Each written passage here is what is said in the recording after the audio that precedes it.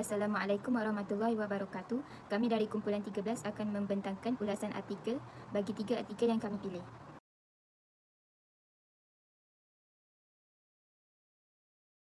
Nama saya Rosmawani binti Ramli. Saya akan mulakan dengan pengenalan artikel pertama. Tajuk artikel ini ialah pengaruh Khilafah Uthmaniyah Turki dalam pentadbiran Kerajaan Johor bagi memartabatkan sebuah negara Islam merdeka di Asia Tenggara. Artikel ini ditulis oleh Profesor Dr. Abdul Jalil Borham. Beliau merupakan pemegang ijazah Undang-Undang dan Ekonomi Islam dan PhD Sains Muamalah Islam. Beliau kini bertugas di UMP sebagai Dekan Pusat Bahasa Moden dan Sains Kemanusiaan. Artikel ini mempunyai 15 muka surat yang membincangkan pengaruh dan hubungan rapat Khilafah Uthmaniyah dengan Johor. Artikel ini membuktikan hubungan tersebut wujud dalam sistem pentadbiran dan di antara tokoh-tokoh karyawan. Tujuan artikel ini adalah untuk menceritakan bagaimana wujudnya hubungan di antara Khilafah Uthmaniyah dan Johor dan membuktikan hubungan tersebut. Artikel ini menggunakan metod kualitatif yang mengambil kira sejarah yang terdahulu sebagai bukti bagi mengukuhkan pernyataan. Artikel ini menggunakan kaedah penyelidikan sejarah dari sumber-sumber yang diyakini seperti buku. Hasil kajian kami, artikel ini menceritakan tentang sejarah Kerajaan Johor yang awalnya diperintah oleh Kesultanan Melaka sehingga tahun 1699 Masihi. Sejak tahun 1885, Johor mempunyai hubungan yang rapat dengan Khilafah Uthmaniyah hingga tahun 1922. Beberapa bukti yang dijelaskan contohnya persamaan pada bendera dan adat serta lambang bagi kedua-dua negara. Wujudnya hubungan tersebut juga kerana hubungan mereka dengan ulama Melayu Kerajaan Johor. Saya Ainatul Atira binti Sakura akan membentangkan isu utama yang dibangkitkan oleh penulis. Baiklah, isu utama yang dibangkitkan oleh penulis ialah Johor sebenarnya telah diperintah di bawah sistem khalifah, khususnya di bawah naungan Khalifah Uthmaniyah, dan tidak mengikut sistem British seperti yang terdapat dalam catatan sejarah. Fakta ini dapat ditemui dalam Perjanjian Inggeris-Johor tahun 1885 di mana Inggeris telah mengiktiraf Johor sebagai sebuah negeri yang merdeka dan berdaulat, kecuali dalam hal-hal tertentu yang berhubungan dengan isu luar tersebut. Inggeris juga mengaku Maharaja Johor sebagai Sultan sesuai dengan pengakuan Khalifah Uthmaniyah terhadap negeri dan wilayah Johor. Faktanya, jabatan konsul di negeri Johor tidak diwujudkan dan untuk memfasilitasi hubungan antara Inggeris dan Johor, Sultan Abu Bakar telah mendirikan sebuah lembaga penasihat yang dikenali sebagai Jemaah Penasihat Johor. Anggota lembaga ini terdiri dari sahabat-sahabat Sultan sendiri seperti yang disebutkan oleh Buyung Adil pada tahun 1980. Langkah ini juga sebenarnya merupakan bentuk protes tidak langsung dari pihak Johor untuk mengekalkan statusnya sebagai negeri yang merdeka. Untuk memperkuatkan kedudukannya sebagai pemerintah yang merdeka dan berdaulat, pada tahun 1885, Sultan Abu Bakar telah menubuhkan pasukan askar timbalan Johor dengan tujuan mempertahankan Kesultanan Johor daripada ancaman kuasa-kuasa luar, sebagaimana dicatat oleh Keith Pinker pada tahun 1967. Selanjutnya, sebagai bapa pemodenan Johor, Sultan Abu Bakar berusaha membentuk pelbagai jabatan untuk meningkatkan efisiensi pentadbiran kerajaan negeri Johor, sejajar dengan negara-negara maju di bawah pemerintahan Khalifah Uthmaniyah. Assalamualaikum, nama saya Husna Nadirah binti Mat Razidi. Saya akan membentangkan tentang ulasan kritis. Adakah isu itu menarik? Hubungan erat antara Johor dan Khilafah Uthmaniyah ialah isu yang menarik kerana Inggeris telah menganggap Johor sebuah negeri yang berdaulat dan merdeka kerana Johor telah diperintah menggunakan sistem khalifah iaitu di bawah naungan Khalifah Uthmaniyah dan bukannya sistem British. Seterusnya, isu ini menarik kerana Datuk Seri Ahmad Diraja telah membuat kenyataan supaya Johor menerima seorang pegawai British yang bertaraf konsul iaitu hanya bertugas sebagai pegawai dalam jabatan konsul hanya apabila diminta oleh kerajaan Johor sahaja. Kenyataan ini telah menunjukkan bahawa Johor ialah sebuah negeri yang merdeka dan berdaulat.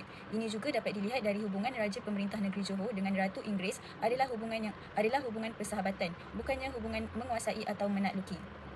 Seterusnya, isu ini menarik kerana Sultan Abu Bakar telah menunjukkan dirinya seorang pemerintah yang berdaulat kerana telah menubuhkan pasukan askar timbalan Johor bagi menguatkan sistem pertahanan kerajaan Johor daripada diganggu oleh kuasa-kuasa luar. Sultan Abu Bakar juga telah berusaha dan berjaya menumbuhkan pelbagai jabatan bagi tujuan melicinkan pentadbiran. Selain itu, Sultan Abu Bakar enggan menerima wakil British dan mengadakan satu istiadat di Istana Besar Johor Baru dan mengisytiharkan undang-undang tubuh kerajaan Johor iaitu menjadikan agama Islam sebagai agama negeri di negeri Johor. Sultan Abu Bakar juga telah membuat kenyataan dengan termaktubnya beberapa peruntukan bahawa raja tidak boleh sama sekali bertindak menyerahkan negeri kepada kerajaan-kerajaan lain dan tidak boleh sesekali berikhtiar atau membuat sebarang perjanjian dengan kuasa atas kerajaan Eropah dengan maksud hendak menyerahkan negeri dan kerajaan Johor. Isu-isu yang dibangkitkan dalam artikel ini adalah relevan kepada saya sebagai seorang penyelidik kerana dapat mengetahui tentang hubungan baik Kerajaan Johor dan Khalifah Uthmaniyah yang menunjukkan bahawa Kerajaan Johor tidak mudah ditindas oleh jajahan luar kerana mempunyai sultan yang bijak dan berdaulat. Selain itu, Sultan Abu Bakar juga mengambil langkah yang bijak untuk memperkukuh kerajaan dengan menubuhkan pasukan askar timbalan Johor. Hal ini dapat mengelakkan ancaman daripada kuasa-kuasa luar. Saya bersetuju tentang kandungan artikel ini kerana artikel ini memberi banyak contoh dan pelajaran untuk mencorak sesebuah kerajaan dengan bijak. Selain itu, banyak juga teladan yang boleh diambil dari artikel tersebut seperti kegemilangan Kesultanan Johor banyak dipengaruhi oleh hubungannya dengan Khilafah Uthmaniyah.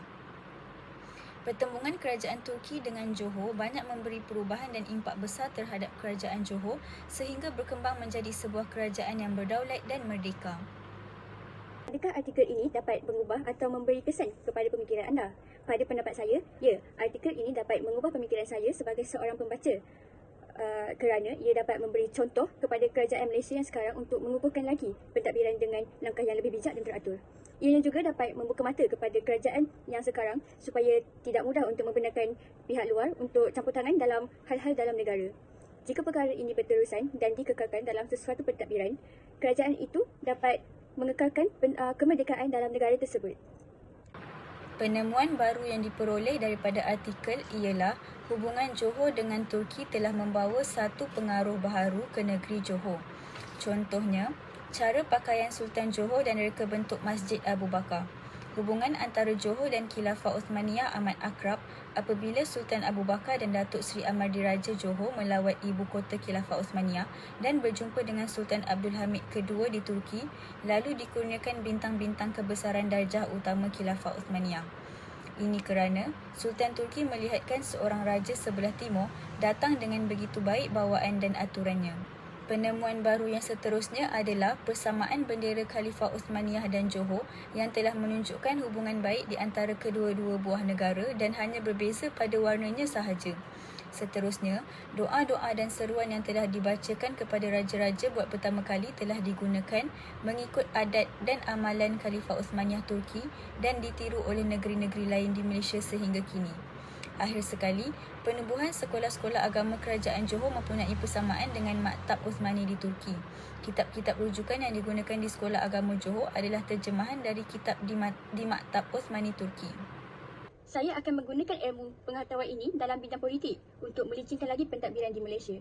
Pertama, analisis data dan ramalan boleh membantu dalam menganalisis data besar-besaran untuk memberikan pandangan yang mendalam tentang trend, keperluan rakyat dan isu-isu sosioekonomi. Ini dapat membantu dalam membuat keputusan yang lebih baik dan berkesan.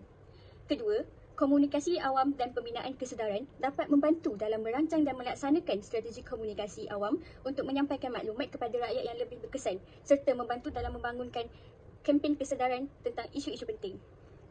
Akhir sekali, pembangunan teknologi dan inovasi boleh menyumbang kepada pembangunan teknologi pintar, kecerdasan buatan dan inovasi dari pelbagai sektor termasuk pendidikan, kesihatan dan ekonomi. Cadangan saya untuk meningkatkan lagi kualiti ini adalah dengan pemilihan soalan yang relevan dengan memastikan bahawa soalan kajian yang diajukan adalah relevan dengan isu-isu semasa dan keperluan rakyat Malaysia. Melibatkan pihak berkepentingan untuk memastikan soalan kajian mencerminkan keperluan masyarakat secara menyeluruh. Kedua, pengumpulan data yang komprehensif dengan menggunakan pelbagai kaedah pengumpulan data seperti temu bual, tinjauan dan analisis statistik untuk mendapatkan gambaran yang komprehensif. Pastikan data yang dikumpulkan adalah daripada sumber yang sahih dan boleh dipercayai. Ketiga, komunikasi dan publikasi yang berkesan. Komunikasi hasilkan kajian dengan cara yang mudah difahami oleh orang awam. Menerbitkan maklumat dan hasil kajian yang mudah diakses dan difahami oleh pelbagai lapisan masyarakat. Dengan mempertimbangkan tiga aspek ini, saya dapat meningkatkan kualiti kajian ini dan memastikan bahawa hasilnya memberikan sumbangan yang positif kepada pembangunan kerajaan dan masyarakat.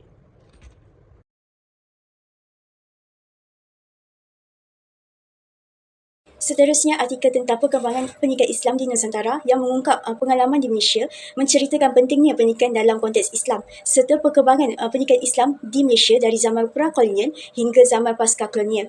Juga perubahan dalam pendekatan dan institusi pernikahan Islam sejarah termasuk kolonial barat.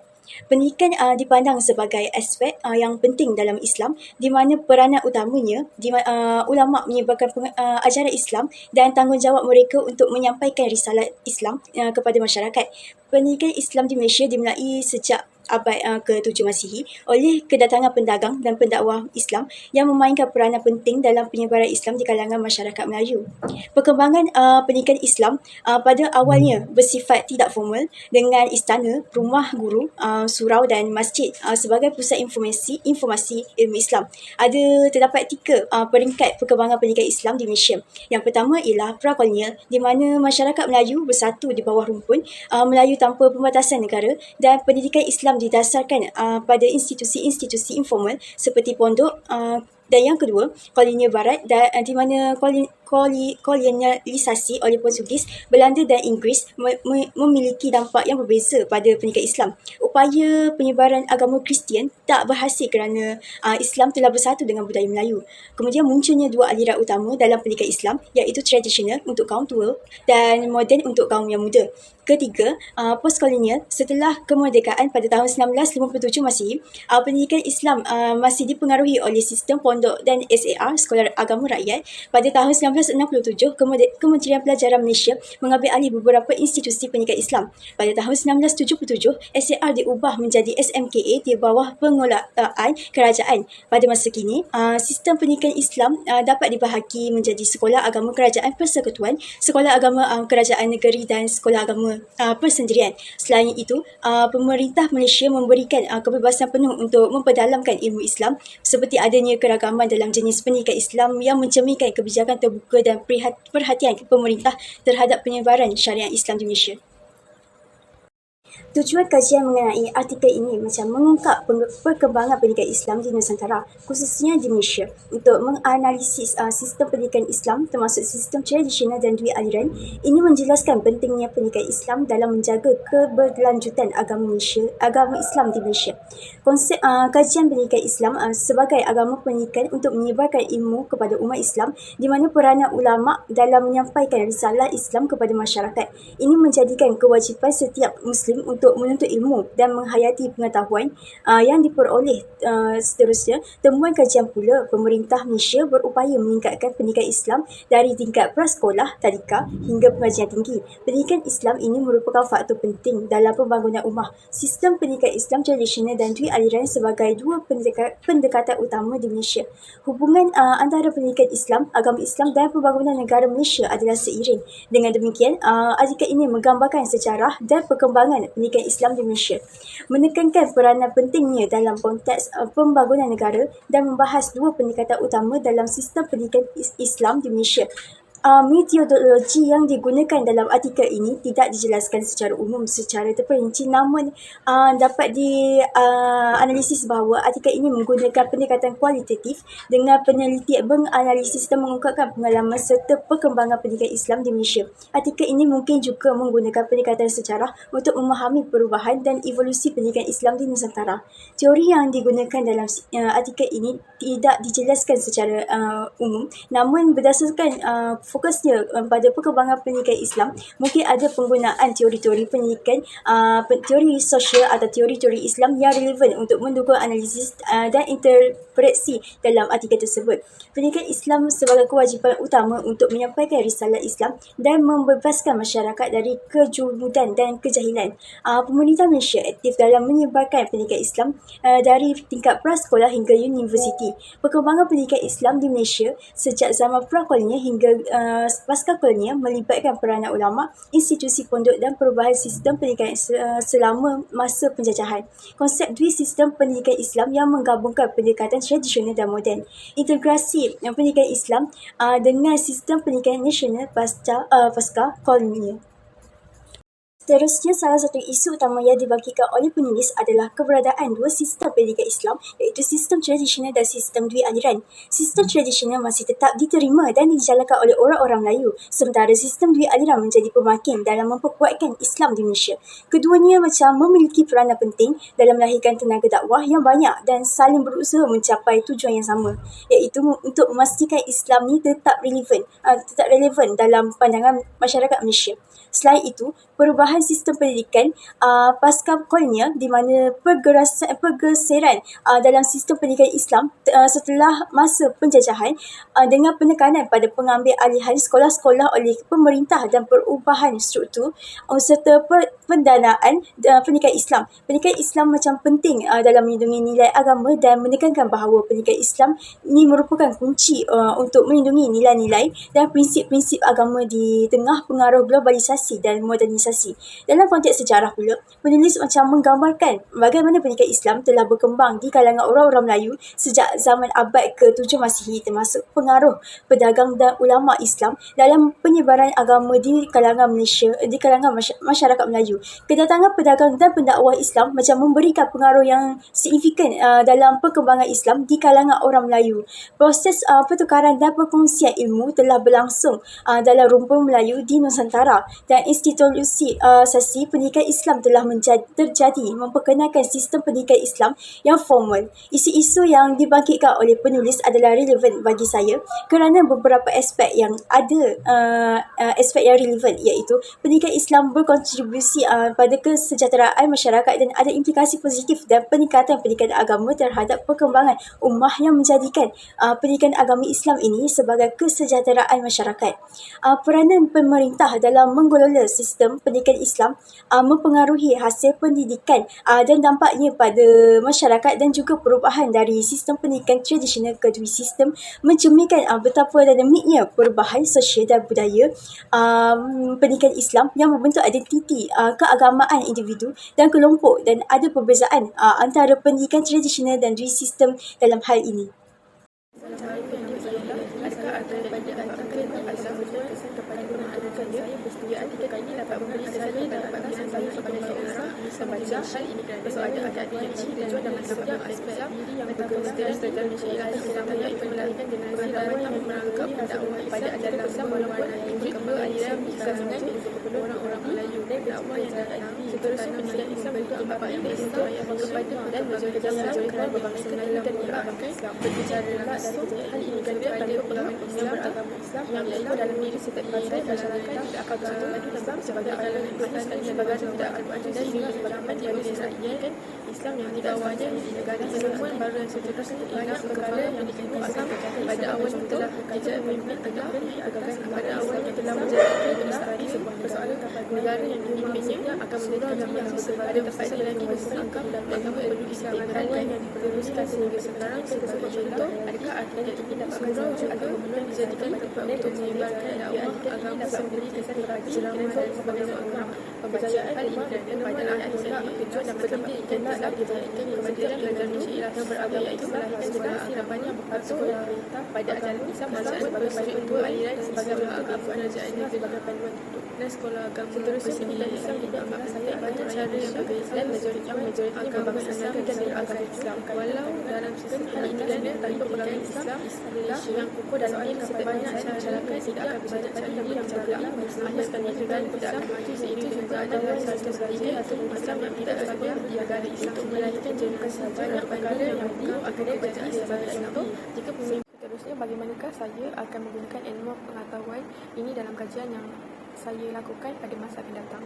Pertama sekali saya akan menggunakan ilmu pengetahuan saya dalam bidang sosial untuk menyebarkan lagi pengembangan agama Islam di Malaysia. Sebagai contoh terbaik, kita boleh menggunakan sosial media sebagai tempat penyebaran ilmu agama. Ramai pendakwah telah menyebarkan dakwah di sosial media seperti YouTube dan Instagram. Selain itu, saya akan memperbanyakkan cara untuk melakukan kajian seperti yang dinyatakan dalam artikel di atas demi mendapatkan satu maklumat. Kita boleh membuat kajian dengan pelbagai cara. Dengan cara ini juga kita boleh menambah ilmu pengetahuan dan menambah pengalaman kita. Cadangan untuk meningkatkan lagi kualiti kajian ini, untuk meningkatkan lagi kualiti kajian artikel ini, kajian yang dibuat mestilah menyelidiki lebih terperinci sumber asal yang mungkin belum diterokai sebelum ini. Kajian perlulah dilakukan dengan keperincian yang terbaik. Sumber kajian haruslah tepat dan relevan. Selain itu, membuat penilaian apabila memerlukan proses kajian. Penilaian kajian terbaik untuk seorang pekaji mengetahui sama ada kajian boleh diterima oleh rakyat Malaysia atau tidak. Akhir sekali ialah dengan pengumpulan data yang komprehensif dengan menggunakan pelbagai kaedah pengumpulan data seperti temu bual, tinjauan dan analisis statistik untuk mendapatkan gambaran yang komprehensif. Pastikan data yang dikumpulkan adalah sahih dan dipercayai. Assalamualaikum warahmatullahi wabarakatuh. Nama saya Maisarah Akmal dan saya akan membentangkan artikel 3 yang bertajuk Dekolonisasi British di Malaya dan Borneo. Sebagai pengenalan, artikel 3 ini ditulis oleh Ellie Rachel Yunus dan artikel ini diterbitkan pada 21 Disember 2022 dari Universiti Malaysia, Sabah. Sedikit latar belakang tentang artikel ini, kuasa Jepun menekankan slogan Asia untuk Asia kerana mereka mahu menolak imperialisme Barat dan mewujudkan perlawanan terhadap Eropah. Selepas Perang Dunia Kedua, British dan Eropah dipaksa untuk mewujudkan dasar dekolonisasi. Pada abad ke-20, dasar dekolonisasi British ini amatlah penting bagi mereka untuk mengurangkan beban pertahanan, mempertahankan pengaruh mereka di peringkat global, menjaga keselamatan tanah jajahan mereka dan yang paling penting menjaga kedudukan kuasa British sebagai kuasa yang besar. Assalamualaikum warahmatullahi wabarakatuh. Saya Nur Alia binti Hazrin akan membentangkan ulasan kritis bagi artikel dekolonisasi British di Malaya dan Borneo. Antara isu-isu utama yang dibangkitkan oleh penulis adalah idea dekolonisasi oleh British. British telah berusaha untuk menyatukan wilayah yang telah dijajah olehnya di Asia Tenggara dengan dasar yang dirangka berdasarkan prinsip dekolonisasi piagam pertubuhan bangsa-bangsa bersatu. Oleh itu, Mayan Union diteguhkan, tapi bantahan Melayu menyebabkan pembentukan Persekutuan Tanah Melayu untuk menjaga hak keistimewaan orang Melayu.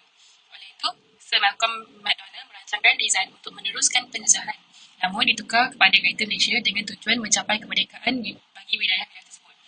Greater Malaysia atau yang lebih dikenali sebagai Gagasan Malaysia adalah mengikut prinsip dekolonisasi PBB, tetapi terdapat bantahan dan kekecewaan dari Borneo Utara, Sarawak dan Brunei atas ketidakpastian niat penyatuan dan dominasi politik etnik Melayu. Yang kedua adalah dekolonisasi British di Malaya pada tahun 1955. Cadangan nama Malaysia muncul pada Konvensyen Perikatan UMNO 1955 dengan menggunakan Malay dalam logat Inggeris, tetapi ia tidak diterima oleh MCA dan MIC. Terdapat juga pemisahan entiti politik Semenanjung Tanah Melayu dan Singapura sebelum dan selepas Perang Dunia Kedua. Singapura yang kekal dengan status quo pemisahan politik apabila taraf perundangan Semenanjung Tanah Melayu berubah pada tahun 1948 kepada negeri naungan sebagai persekutuan. Singapura juga gagal memasuki konfederasi setaraf dengan Kuala Lumpur. Oleh itu, Persekutuan Tanah Melayu merdeka pada 31 Ogos 1957. Akhir sekali adalah penubuhan Persekutuan Tanah Melayu. Sebelum dan selepas Perang Dunia Kedua, Sarawak, Sabah dan Brunei terpisah dari Semenanjung Tanah Melayu dan Singapura. Oleh itu, Tunku Abdul Rahman bercadang untuk menyatukan Persekutuan Tanah Melayu dan wilayah-wilayah di Borneo dan dia mendapat sokongan dari pihak British. Pada Oktober 1961, diumumkan di Parlimen untuk membentuk Persekutuan Tanah Melayu dan wilayah Borneo yang terkait dengan dasar Grand Design British. Penyatuan ini dilihat sebagai langkah dekolonisasi British setelah kemerdekaan Malaya pada 1957 yang merangkumi wilayah-wilayah yang sebelumnya berada di bawah kekuasaan British di Asia Tenggara. Adakah isu ini menarik? Ya, dari segi sejarah. Isu ini menarik kerana kita dapat melihat evolusi dasar British selepas Perang Dunia Kedua yang tidak diajar di dalam silibus KSSM. Yang kedua, kita dapat melihat perubahan politik dan sosial yang sangat kompleks di antara pemimpin tempatan dan pihak British dalam membentukkan gagasan Malaysia yang dipersetujui oleh orang ramai. Yang ketiga, kita dapat melihat sumbangan Tunku Abdul Rahman sebagai Perdana Menteri pertama kita kerana beliau mementingkan hak istimewa orang Melayu dan beliau gigih untuk mendapatkan kemerdekaan negara Malaysia pada ketika itu. Akhir sekali, kita dapat lihat identiti nasional. Uniknya negara kita ini terdapat kepelbagaian kaum, budaya dan bangsa kerana kita digabung dari Sabah, Sarawak dan Brunei ketika itu dan Singapura. Hal ini mewujudkan semangat patriotik dari semua penduduk tempatan untuk mendapatkan kemerdekaan. Isu yang dibangkitkan oleh penulis relevan bagi saya sebagai seorang penyelidik kerana proses dekolonisasi sangat memihak kepada kaum Melayu yang disebabkan oleh dasar dekolonisasi piagam PBB yang menekankan kemerdekaan telah menyebabkan pihak British terpaksa akur untuk memberi kemerdekaan kepada Persekutuan Tanah Melayu terlebih dahulu. Artikel artikel ini juga bantu memperkuatkan penyertaan politik mereka dan memberi ruang untuk penglibatan rakyat dalam proses persetujuan keputusan. Hak keistimewaan orang Melayu dan Bumiputera akan terancam jika Grand Design berjaya dilancarkan. Persetujuan untuk dekolonisasi British mencerminkan tonggak sejarah yang penting dalam perjalanan politik dan kemerdekaan negara. Ia juga merupakan penamat bagi era penjajahan serta simbol perjuangan dan usaha bersama untuk membentuk satu masyarakat bebas, berdaulat dan merdeka. Artikel ini memberi kesan kepada pemikiran pembaca dengan meningkatkan semangat patriotisme dalam diri sendiri kerana kegigihan tanah Melayu untuk memperoleh hak berkerajaan sendiri yang menyebabkan kegagalan penubuhan Malayan Union dan Grand Design. Memupuk semangat perpaduan adalah satu aspek yang penting seperti mana Tunku Abdul Rahman telah bersetuju untuk kemasukan Singapura bagi mengatasi masalah politik di wilayah tersebut. Penemuan baru yang diperoleh adalah sejarah pembentukan negara Malaysia dengan lebih terperinci kerana tanah Melayu telah mencapai kemerdekaan melalui berintegrasi dengan sebuah negara merdeka. Persekutuan Tanah Melayu dapat mengetuai Greater Malaysia bagi mendorong kemerdekaan sepenuhnya kepada wilayah-wilayah yang lain. Saya juga memperoleh ilmu tentang keinginan Singapura untuk meletakkan wilayahnya setaraf dengan Kuala Lumpur yang merupakan ibu negeri persekutuan. Hal ini tidak dapat diterima oleh Perdana Menteri Tunku Abdul Rahman lalu memutuskan untuk mencapai kemerdekaan secara bersendiri. Antara ilmu pengetahuan dalam kajian yang dilakukan adalah dapat mendorong kita untuk mempertahankan hak sendiri. Kita hendaklah berani mempertahankan hak sendiri untuk mempertegakkan keadilan seperti mana yang dapat diperlihatkan oleh Tunku Abdul Rahman yang tidak menerima kemasukan Singapura kerana Singapura yang menginginkan wilayah mereka berada di bawah satu konfederasi dan bukan satu persekutuan. Hal ini akan meletakkan rakyat mereka lebih tinggi daripada rakyat Bumiputera. Mengiktirafkan hak sendiri juga akan memberikan kita keberanian untuk bersuara seperti mana Tunku Abdul Rahman telah datang melawat Brunei untuk menyatakan pandangannya di mana pembentukan Malaysia itu adalah untuk menyerap wilayah-wilayah Borneo ke dalam Persekutuan Tanah Melayu dan Singapura pula menikmati hak pekerjaan sendiri. Yang kedua merupakan persepsi masyarakat. Dengan memberi perhatian secara teliti terhadap respon dan reaksi masyarakat tempatan, kita dapat menganalisis ketegangan politik dan perbezaan pendapat di kalangan komuniti yang membentuk politik Malaysia kini. Akhir sekali adalah identiti nasional. Artikel ini dapat membimbing kita untuk menghayati evolusi identiti nasional negara Malaysia serta mengukuhkan integrasi nasional. Cara-cara untuk meningkatkan kualiti kajian adalah dengan memperoleh sumber asli yang lebih mendalam seperti melawat arkib-arkib sejarah dan mendapatkan akses kepada sumber-sumber primer yang lebih terperinci. Kedua adalah merancang metodologi penelitian secara teliti dan komprehensif agar lebih mudah difaham oleh pembaca. Akhir sekali adalah memastikan objektif artikel adalah jelas dan sesuai dengan isu semasa. Hal ini dapat memberikan pemahaman yang holistik terhadap faktor-faktor yang membentuk pembentukan Malaysia dan kesannya terhadap masyarakat moden.